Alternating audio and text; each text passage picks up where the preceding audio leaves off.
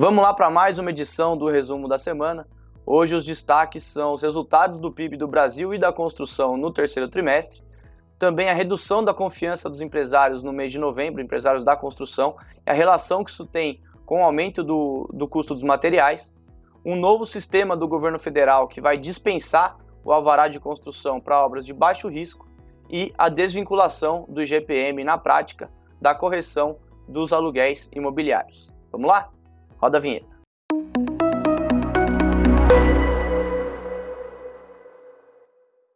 O IBGE divulgou nesta quinta-feira os resultados da economia brasileira no terceiro trimestre. Após duas quedas consecutivas na comparação trimestral, que caracterizaram o início de uma recessão técnica no país, o PIB cresceu 7,7% no período de julho a setembro, recuperando em parte as perdas sofridas nos primeiros 6 meses do ano, uma queda de 1,5% no PIB no primeiro trimestre e de 9,6% no segundo trimestre, em razão da pandemia de Covid-19. De acordo com a nota divulgada pelo IBGE, com esse resultado, a economia brasileira está no mesmo patamar observado em 2017, com uma perda acumulada de 5% do PIB em 2020 em relação ao mesmo período de 2019, portanto, de janeiro a setembro. Na comparação anual, o PIB do terceiro trimestre novamente apresentou queda frente a 2019, dessa vez de 3,9%. De janeiro a março houve um recuo, mas bastante tímido, de 0,3%, muito por conta da chegada tardia da pandemia aqui ao Brasil em relação a outros países, aos Estados Unidos e à Europa. E no segundo trimestre, aí sim, um impacto bem relevante, uma queda de 10,9% em relação a 2019. Portanto, são 3 retrações consecutivas em relação ao ano passado que levam a esse resultado 5% inferior do PIB, como eu comentei anteriormente. Considerando o ponto mais alto do PIB brasileiro, que foi alcançado em 2014, no momento há uma queda de 7,3%, mas é importante a gente salientar que ao final do segundo trimestre, essa diferença, essa discrepância chegou a 14%, então já há sim uma boa recuperação. Já o PIB da construção cresceu 5,6% no terceiro trimestre em relação ao período imediatamente anterior, e no recorte em relação ao terceiro trimestre do ano passado, houve uma nova retração de 7,9%. Assim como o PIB do país, houve queda nos 3 trimestres de 2020. O resultado foi negativo em 1,6% no primeiro trimestre e em 13,6% no segundo trimestre do ano na construção. Já o PIB das atividades imobiliárias, esse sim apresentou um resultado bem mais positivo diante do cenário favorável para a compra da casa própria, para a compra do imóvel, principalmente com as taxas de juros muito baixas, como nós temos trazido aqui em todas as edições praticamente do resumo da semana. Então houve um avanço de 1,1% na comparação trimestral e de 2,7% em relação ao terceiro trimestre de 2019. Em coletiva de imprensa realizada no início da semana, o vice-presidente de economia do Sinduscon de São Paulo, o Eduardo Zaidan, projetou que a queda no PIB da construção vai ser de 2,5% em 2020 em relação ao ano passado. Apenas para a gente ter uma base de comparação, o PIB do país deve encolher 4,5% em relação a 2019. Dessa queda de 2,5%, é importante a gente destacar que o segmento de edificações, onde está então o mercado imobiliário, deve ter uma queda menor, uma queda de 2%, refletindo também essa retomada do setor. Já para o ano que vem, o Sinduscon projeta uma alta de 3,8% no PIB da construção, puxada pela recuperação do mercado formal, então das empresas, com uma pequena queda na demanda do varejo, que esse ano foi bastante alta, também muito por causa do auxílio emergencial.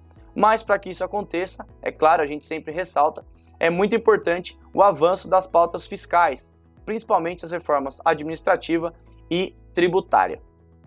A alta no preço dos materiais de construção deve continuar pelo menos até o final do primeiro trimestre de 2021, de acordo com a projeção realizada também pelo vice-presidente de economia do Sinduscon nessa coletiva de imprensa, da qual eu já falei, e que teve a participação da Smartus. Semana passada eu trouxe, inclusive, o aumento do INCC no mês de novembro, e essa semana nós publicamos no site uma matéria bem completa sobre o assunto, inclusive com depoimentos de incorporadoras sobre o impacto desse desabastecimento e principalmente do encarecimento dos materiais de construção. a coordenadora de projetos da construção da FGV, Ana Maria Castelo, atribuiu essa situação a 3 fatores principalmente. Primeiro, o desarranjo da produção industrial, com a paralisação de unidades e de fábricas diante de uma perspectiva de queda na demanda que não se concretizou. Segundo fator, o aumento no custo de insumos industriais, principalmente aqueles atrelados ao dólar, que esse ano já tem uma valorização de quase 40% em relação ao real. Ele caiu um pouco ontem, então deve estar aí na casa dos 35%. E um terceiro fator, uma recomposição de margem das indústrias, né? A Ana Maria Castelo até pondera que não é possível fazer essa afirmação, não é possível cravar esse fato, mas que esse momento é sim propício para essa correção. E outros 2 fatores importantes, a demanda no varejo, né? Muito por conta do auxílio emergencial nas famílias de baixa renda, mas também nas famílias de média e alta renda, para se adaptarem a esse período de quarentena, e também o contexto de incertezas no campo político e econômico, principalmente na questão fiscal. Tudo isso, então, explica a queda na confiança dos empresários da construção no mês de novembro, depois de 6 altas consecutivas nesse indicador. Ele recuou 1,4 pontos no mês passado, de acordo com a divulgação da FGV. Esse recuo se deve à piora da percepção sobre demanda e ambiente de negócios nos próximos 3 a 6 meses, mas felizmente isso não se aplica ao segmento de edificações residenciais, que novamente apresentou um avanço no indicador de confiança, dessa vez de 3,9 pontos, refletindo então o bom momento do mercado imobiliário residencial e as boas perspectivas para esse segmento no ano que vem. Terceiro assunto aqui do resumo da semana: durante um painel do Encontro Nacional da Indústria da Construção, o evento realizado ao longo da semana, o secretário de Advocacia da Concorrência e Competitividade do Ministério da Economia, Gianluca Lorenzon, antecipou o lançamento de um novo sistema de licenciamento urbanístico integrado por meio da Lei de Liberdade Econômica. Esse lançamento deve ocorrer na semana que vem.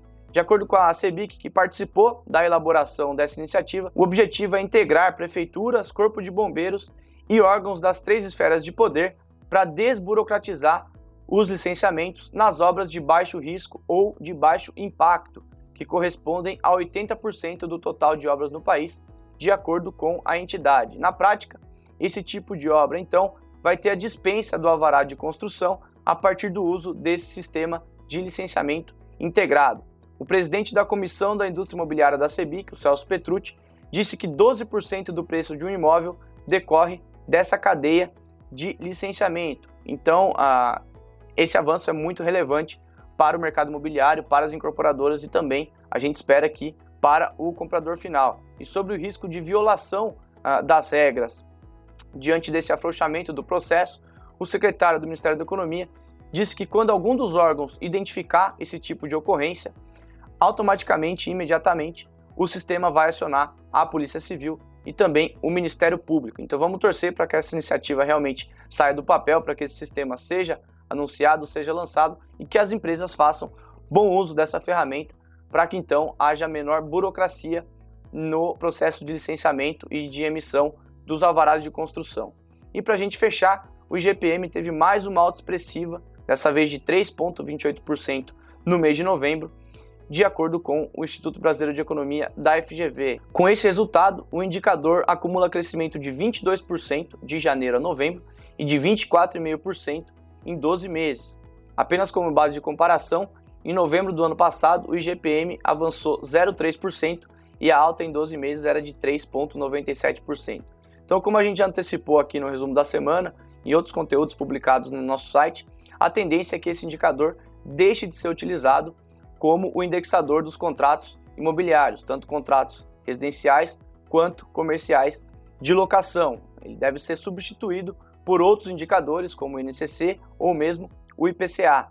Inclusive, esse último indicador, o IPCA, foi a escolha do Quinto Andar para a correção dos contratos de locação imobiliária a partir do dia 26 de novembro, contratos celebrados a partir dessa data. E os contratos celebrados entre proprietários e inquilinos antes disso também podem migrar para esse novo modelo, se for de comum acordo das partes.